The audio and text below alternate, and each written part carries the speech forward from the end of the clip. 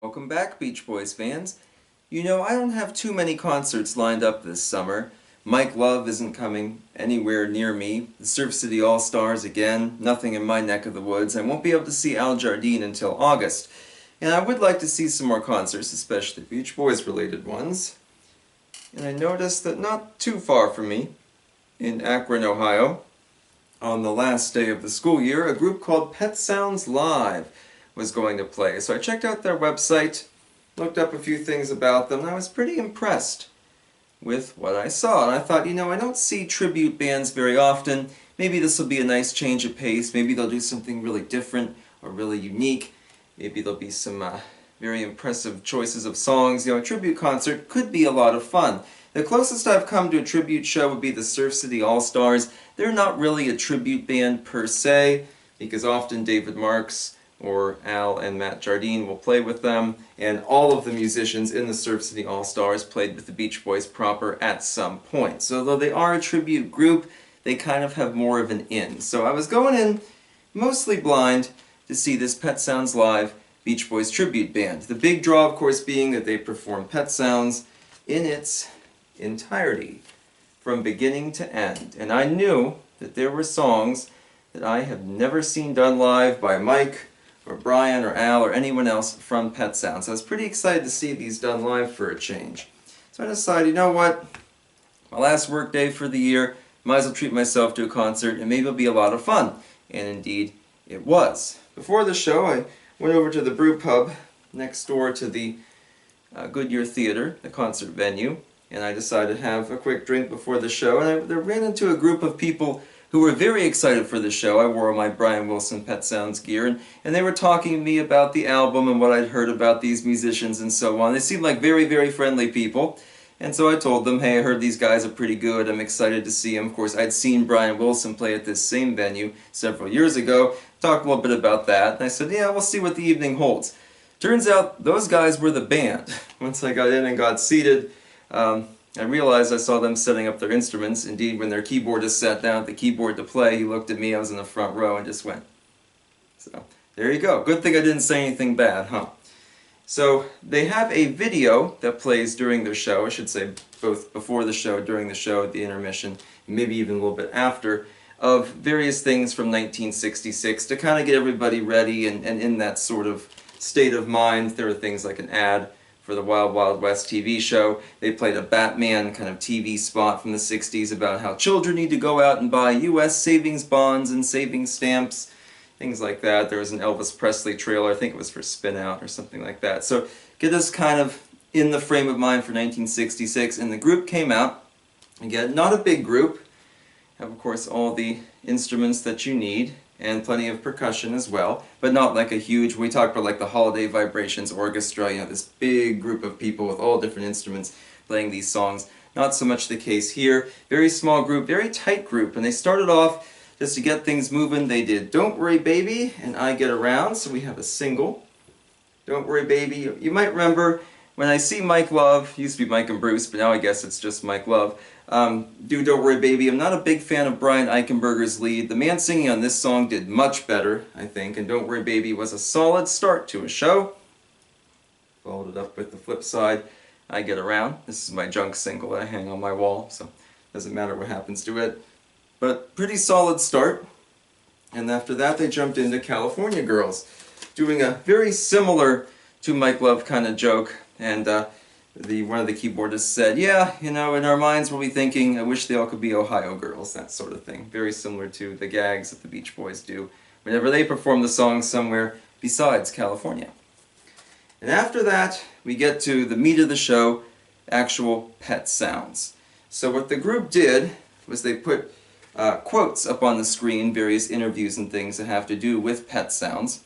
And the problem with that is sometimes the text wasn't on the best part of the screen. You couldn't read it from the audience because the band members were in front of it. But I'm sure they're all quotes we could find very easily online.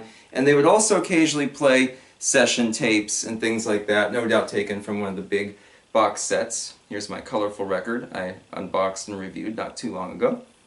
But definitely kind of put us in the frame of mind for Pet Sounds and kind of contextualizing it as, you know, not just an album but a whole project, a whole suite for this particular concert. And something really cool that they did was on their big screen, they had this particular section of the album, the track list, and then it was blank, and each song would pop up as they performed it. They did it in the exact same order.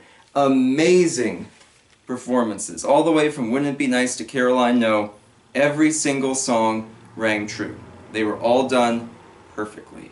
And some of them, again, I had never seen done live before. I'm waiting for the day, I know occasionally is in the live set. I guess this Chris Cron fellow who joined Mike Love to kind of do Bruce's stuff, I guess he performs it live. From what I've heard, it's really good, so I kind of like to see one of Mike's shows to see that. But these guys did an amazing job on it. I know I've never seen either instrumental, and both of those went over really well. Of course, the group rotates who does lead vocals and things like that, and that makes sense. But yeah, very impressive stuff. And of course, the crowd went nuts for both Sloop John B. and God Only Knows. Really, really effective stuff. The little intermissions with some of the session chatter from the various box sets and things like that never really interrupted the momentum, never really got in the way. And there were occasional little comments from the group too, but nothing that slowed it down. It was Pet Sounds, first song to last song. Very, very well done. So if you're a big Pet Sounds fan, I do recommend seeing the Pet Sounds live group. Of course, again, they don't just do Pet Sounds, they do other songs too, but Pet Sounds definitely kind of the big focus of it. So that was definitely a lot of fun. Then they took the intermission. It was pretty short, I think it's about 10 or 15 minutes, and they kept the videos from 1966 kind of playing on the big screen. I should add, of course, that during the Pet Sounds segment, they also posted things, they showed things like the Sloop John B promo film, the Pet Sounds promo film, those all played in the background. Worked out pretty well, I would say. And then for the second set, after the intermission, they did a bunch of Beach Boys' greatest hits. Of course, they did several songs like Surfin' USA. That was a lot of fun. Went over pretty well.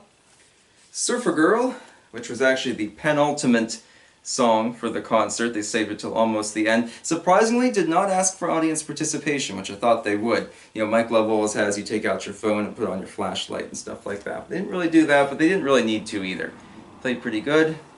Of course, they did Little Deuce Coupe. You have to have at least one Hot Rod song. It's quite good there. They did In My Room. Gotta have plenty of ballads.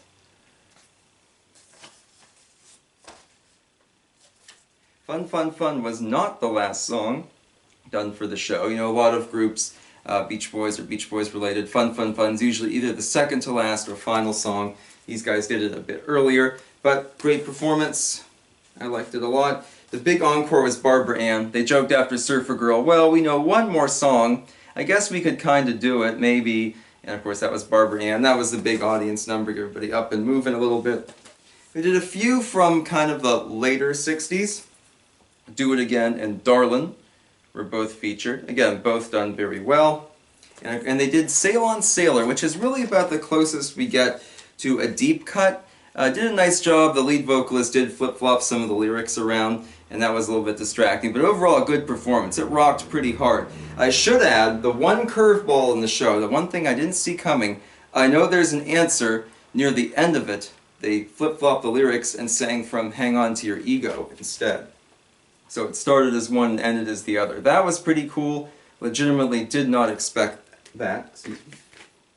They did Help Me Rhonda as well. That had a little comedy lead-in where they couldn't remember Rhonda's name, saying, help me, help me. And so the audience was yelling out girls' names. I suggested names like Wendy and Lana and Lady Linda. Of course, the group mentioned names like Mona and Peggy Sue. And people in the audience had all different suggestions, including quite a few Beatles songs that feature girls' names. Speaking of Mona, though, although we didn't get any songs from Love You, I guess that's more Al Jardine's job. Again, I'm hoping to get to some of his shows in August and be able to review those for you.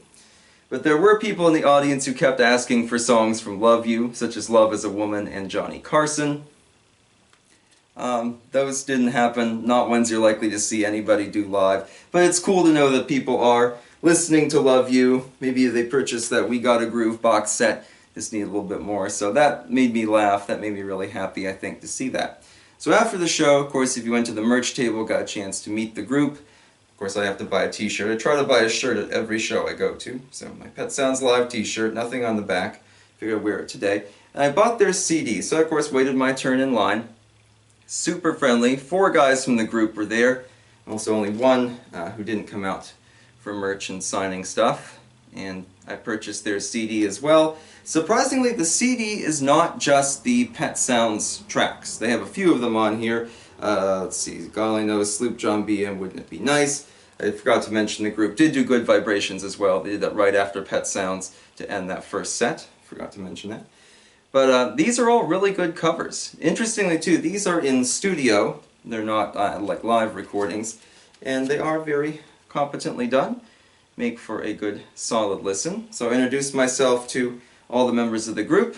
Got a photo with them, which you'll see at the end of the video. Got some autographs. All super nice guys. I explained, of course, I was going to give them a positive review on the channel. So I can safely say now, if you have the chance to see Pet Sounds live, I do recommend it. I think you'll enjoy it. It's a really good Beach Boys cover group.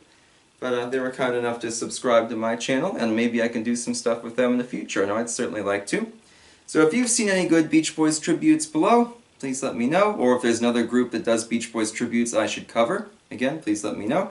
We have some fun stuff coming up for the anniversary of 15 Big Ones later this summer. Hope to see you there for that. Till then, my friends, go out there and catch a wave. We'll see you later. So long.